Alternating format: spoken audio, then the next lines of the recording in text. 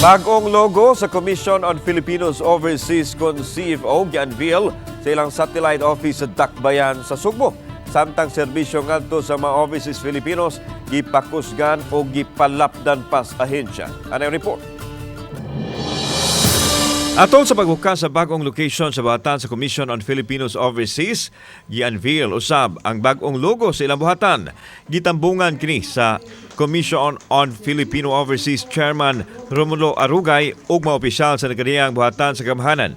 Giklaro sa sekretary nga moabot lang sa 10,000 pesos nga gift check ang nahatag sa minaog sa ilang pa-contest kansang disenyo ang napili.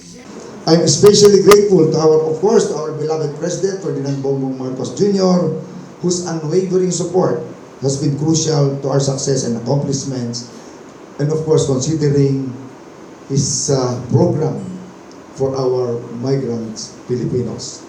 Samtang gimugatan sa ahensya ang ilang serbisyo ngadto sa mga Pinoy nga permanente nang mupuyo sa laing nasod for good nga maoy ilang gitutukan. Ang COF ubos sa Office of the President lahi sa OWA o sa DMW nga nag-cater sa mga Pinoy nga temporaryong nanimpalas abroad sama sa mga OFW.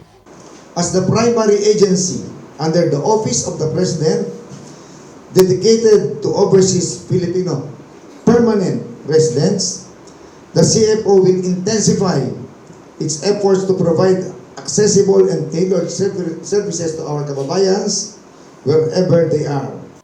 Kauban si Clover Lumayag, ako si Alan Domingo. Balitang Bisdak.